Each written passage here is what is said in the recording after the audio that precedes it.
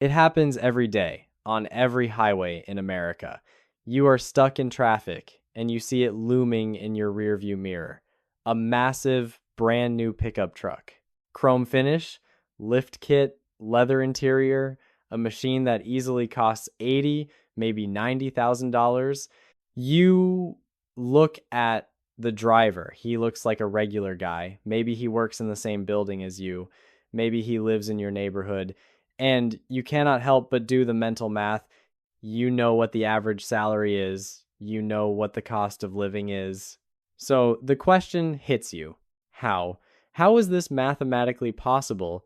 Is he a secret millionaire? Did he crack some code that you missed? Here is the brutal truth that nobody wants to admit. He isn't rich. In fact, statistically speaking, the person driving that symbol of success is likely broke.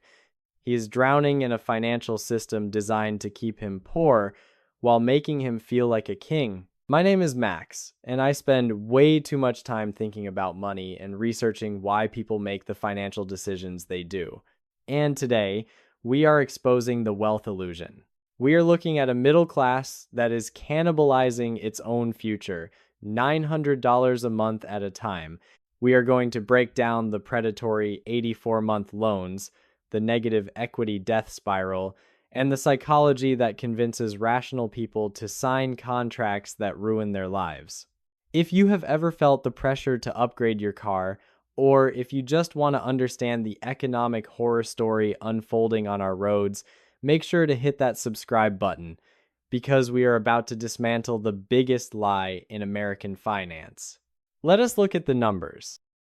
Before we dissect the mechanics of how this trap works, we need to establish exactly what we are dealing with. Because the numbers have shifted so aggressively in the last 5 years, most people's perception of normal is completely outdated.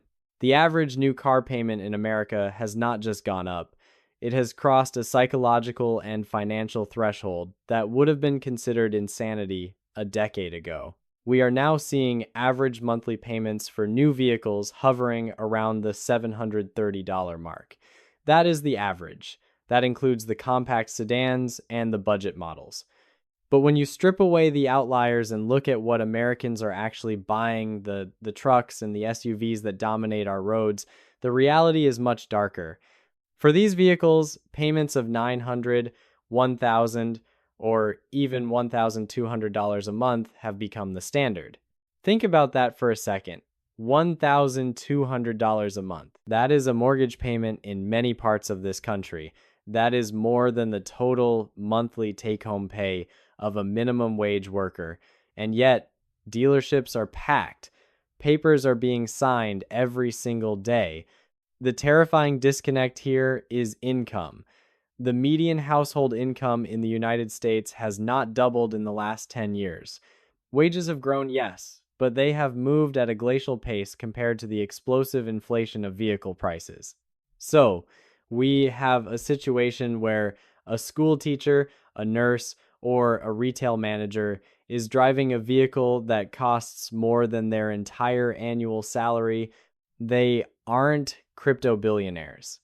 They aren't trust fund babies. They are regular people who have walked into a dealership and been sold a lie. The lie is that affordability is determined by a monthly payment, not the total cost. And this single misconception is the foundation of the entire car payment trap. So, how does the math work? How do you take a $70,000 truck and sell it to someone making $50,000 a year without the bank laughing them out of the building? The answer lies in term extension. This is the weapon of mass financial destruction that has quietly normalized being in debt forever. If you go back 20 years, a standard car loan was 36 months, maybe 48 months if you were really stretching it. If you could not pay the car off in 3 or 4 years, the common wisdom was that you could not afford the car. Those days are dead. They are buried. Today, 72-month loans are standard. 84-month loans, that is 7 years, are increasingly common, and we are now seeing the rise of the 96-month auto loan. That is 8 years of payments for a depreciating asset. Here is the magic trick dealerships use on your brain. Let us say you are looking at a $60,000 truck. On a sensible 48-month loan, your payment would be roughly $1,400 a month. For most people, that number is terrifying. It is a red flag. It screams, "You cannot afford this." But the finance manager smiles and says, "Don't worry, we can get that payment down." They stretch that loan out to 84 months. Suddenly, the payment drops to about $850. The dopamine hits. The anxiety vanishes. You look at $850 and think, "I can squeeze that into my budget." But here is what you did not calculate. By doubling the length of the loan, you have not just lowered the payment, you have drastically increased the cost of the product. The interest you will pay over those extra years adds thousands, sometimes tens of thousands of dollars to the final price. You are paying a premium for the privilege of remaining in debt longer. And then there is the 0% APR myth. You see it on commercials during football games. 0% financing for 72 months. It sounds like free money. Why would you not take it? Here's the secret they do not want you to know. The cost of that financing is almost always baked into the price of the car. You usually have a choice. Take the cash rebate, often several $1,000s off the sticker price, or take the 0% financing and pay full MSRP. If you do the math, paying full price to get 0% interest is often more expensive than taking the discount and getting a loan from your credit union. It is a shell game, and the house always wins. But the term extension is only the beginning. It sets the stage for the most dangerous phase of the trap, negative equity, or as it is known in the industry, being underwater. When you sign a 7-year loan, your amortization schedule, the rate at which you pay down the principal, is incredibly slow. But the car's depreciation, that is fast. Brutally fast. A new car can lose 20% of its value the moment you drive it off the lot. By year 3, it might be worth 40% less than what you paid. So, let us go back to our friend with the 84-month loan. 3 years go by, the new car smell is gone. The tires are bald, maybe the transmission is acting funny. Or maybe they just want the newer model with the bigger screen. They go back to the dealership to trade it in. Here's the problem. They still owe $40,000 on the loan, but the truck is only worth $30,000. They have $10,000 of negative equity. In a sane world, they would have to write a check for $10,000 to sell the truck, but they do not have $10,000. The dealer says, "No problem, we will just roll it over." They take that $10,000 of old debt and add it to the loan for the new truck. Now, they are not just financing the new vehicle, they are financing the ghost of the old one. The loan balance swells, the payments get higher. The term gets stretched again to keep the monthly number manageable. This is the financial hamster wheel. The faster you run, the further behind you get. I have seen contracts where people owe $80,000 on a vehicle that is worth $45,000. At that point, you do not own the car. The debt owns you. You are effectively an indentured servant to the automotive lender, working solely to service interest on an asset that is rotting in your driveway. Why do we do this? Why do rational, hardworking people sign up for this misery? It is because we have normalized financial insanity. Think about it this way. If a friend told you they were spending $1,200 a month on Starbucks coffee, you would stage an intervention. You would call them crazy. You would tell them they have an addiction. But if that same friend tells you they spend $1,200 a month on a Ford F-150, you nod and say, "Nice truck, man." We have created a culture where the car is no longer just transportation. It is an extension of our identity. It is a costume we wear to show the world who we want to be. The automotive marketing machine is the most sophisticated psychological operation on the planet. They do not sell you a truck, they sell you a lifestyle. Watch the commercials. They show rugged men climbing mountains, towing massive boats, conquering the wilderness. They are selling the fantasy of capability and freedom. The reality? 95% of those trucks will never tow a single thing. They will never touch mud. They will be used to commute to an office park and sit in traffic for 2 hours a day. The driver isn't conquering nature. He is conquering a spreadsheet to make sure he doesn't bounce a check. We are buying an avatar of success. We are paying a status tax.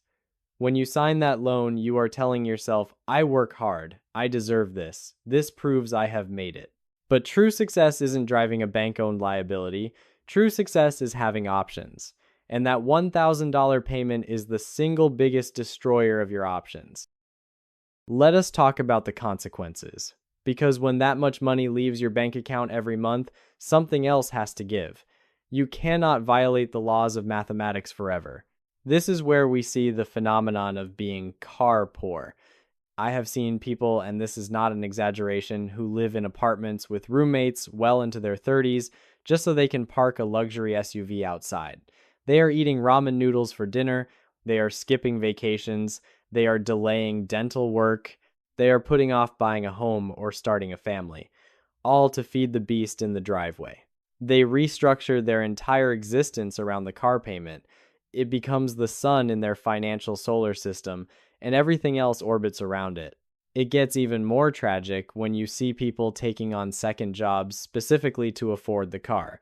They work a 9 to 5, then they clock out and drive for Uber or deliver food until midnight. Think about the irony of that. You are working a second job, trading your time and health, essentially destroying the vehicle faster by putting massive mileage on it just to generate the cash flow to pay for the vehicle you are destroying. It is a snake eating its own tail. And the stress, it is invisible, but it is crushing. Living paycheck to paycheck because of a car payment means one flat tire, one medical emergency, 1 week of missed work is a catastrophe. You are walking a tightrope without a safety net, and you are doing it voluntarily. Now, if you think the loan payment is the only problem, you are missing half the equation. The car payment is just the entry fee. The hidden costs are the ones that truly bleed you dry. Let us talk about insurance. A $70,000 vehicle is not cheap to insure.